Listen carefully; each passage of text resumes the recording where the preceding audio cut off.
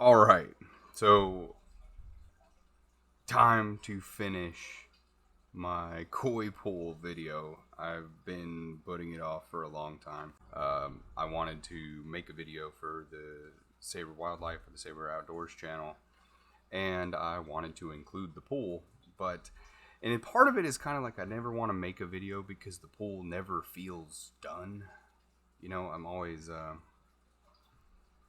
as soon as I feel like I've gotten, a good amount of it done that I should make a video on it, I'm like, oh, but I want to wait until I get the whatever put in. We got the house and there's the pool in the back, and it's a huge concrete pool. It's like 10, 12 foot deep in the deep end. It's pretty big for a residential size. It was built in the 70s. This thing hasn't had water in it in like 22 years. So it's been just sitting as a hole in the ground, and every once in a while he would take a sump pump and drain it to keep it dry so that mosquitoes and stuff didn't grow in it. Well, anyway, when we bought the house, one of the first things I did was like I've always wanted a big koi pond. We don't need a pool. The neighbor's got a pool. The neighbor's family. We can swim in that one anytime we want. So let's make the pool into a koi pond. So that's what we did. We started working on it, but this thing needed a ton of work. The reason it had gotten drained originally was because he had drained it to start tiling it.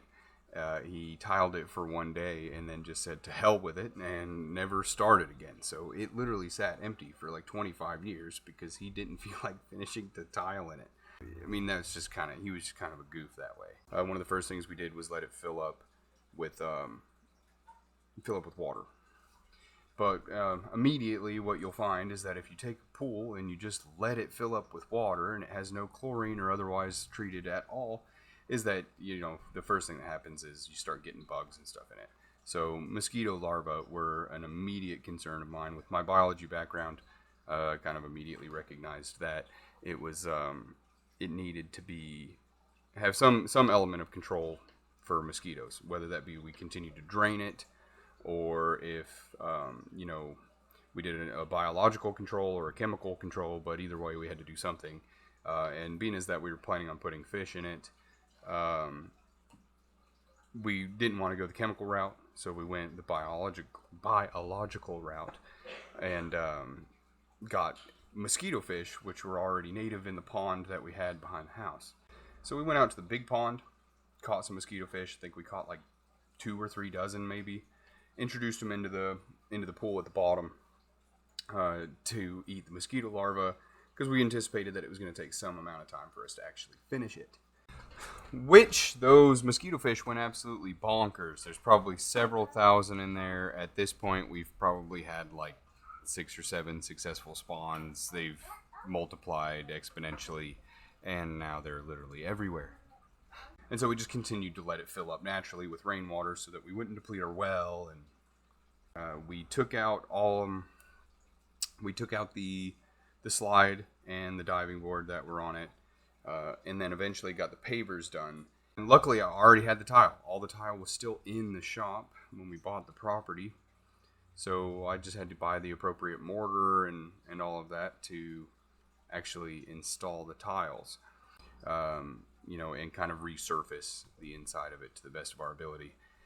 It was still watertight, crazily enough. They must have put a huge, tremendously thick wall on it. But after that, let's see, we bought pavers for it because the whole outside of it didn't have any kind of finishing work on the concrete.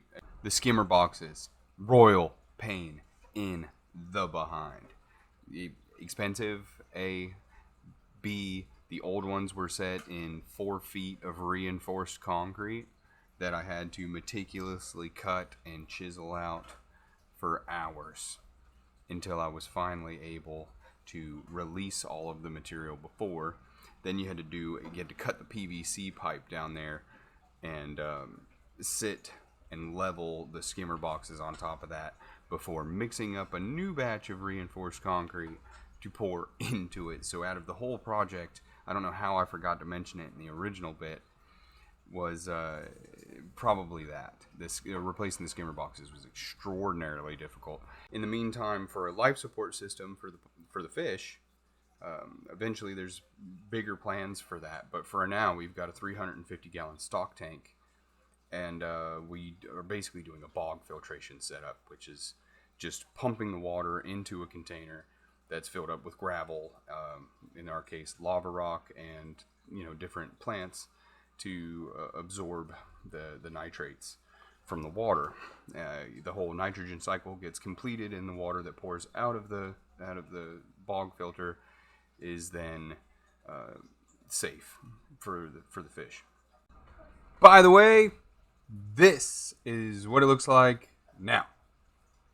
Eventually, we'll probably do some sort of concrete facade or kind of waterfall type filter, and I want to get a lot of kind of plants built into it.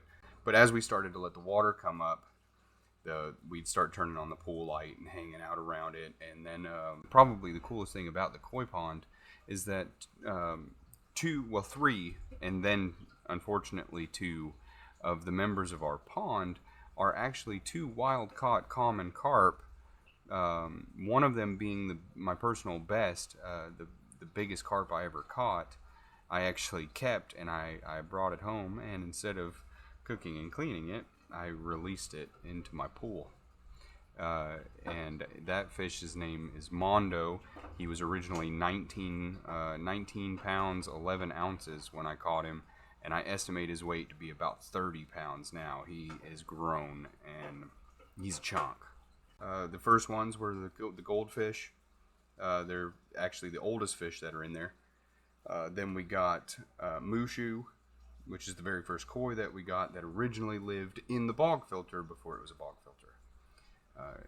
We've gotten several other additions that I'm sure I'll go over at some point as far as each of our individual fish. But for now, it's a collection of about 16, 17 koi, a couple of goldfish, and a breeding population of gambusia, which is actually pretty interesting. More interesting than you'd think. It's not good for koi breeding or anything like that. If I ever decide to do any sort of breeding effort, I'll have to get them out, which will be a massive undertaking. They're wildly pervasive. But fun side note about the gambusia, the mosquito fish.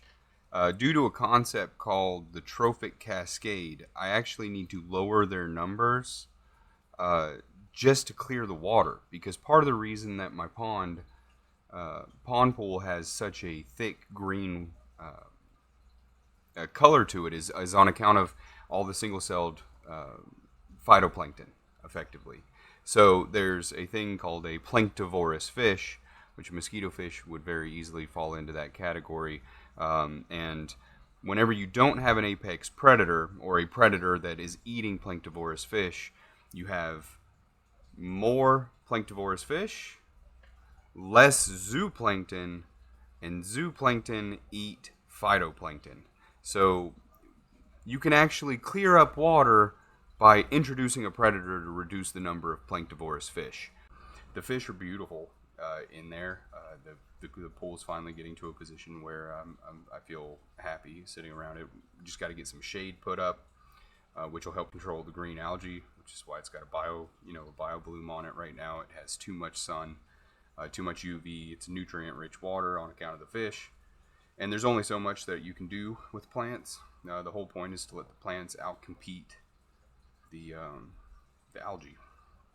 But it takes a long time to culture, adult plants that can sequester a lot of that nutrient from the water. So that's kind of just a thing that just has to take time. Anyhow, the long and short of it is, the fish are in there now. They're doing well. And most of the things that need to be improved at this point are mostly just aesthetics. I do want to add an aerator. I think the aeration will actually help keep the algae down as well. So that's kind of lumped in there with the sunshade. But it's a great place to hang out already. We've got the table out there, the outdoor furniture. We've got, the kids like to come in, sit down on the edge, feed the fish. We even had, a little raccoon running around out there. And one of the things that I really love about having a pond in the backyard so close is that it's incredible as we let it fill up, the biodiversity that just immediately skyrockets just for having a body of water on the property. You know, almost immediately, as soon as you let any kind of water stay in there, you start getting frogs that show up in the spring. They're breeding in there. You got tadpoles, you've got dragonflies, and you know, any number of water skates and turtles just show up out of the blue, just kind of coming up out of the woods and getting in there. It draws a lot of birds and wildlife as far as that's concerned. Now, this is the koi pond video, episode 1. I'm sure there'll be more episodes in the future. Thanks for watching the Sabre Outdoors Wildlife Channel. Thanks.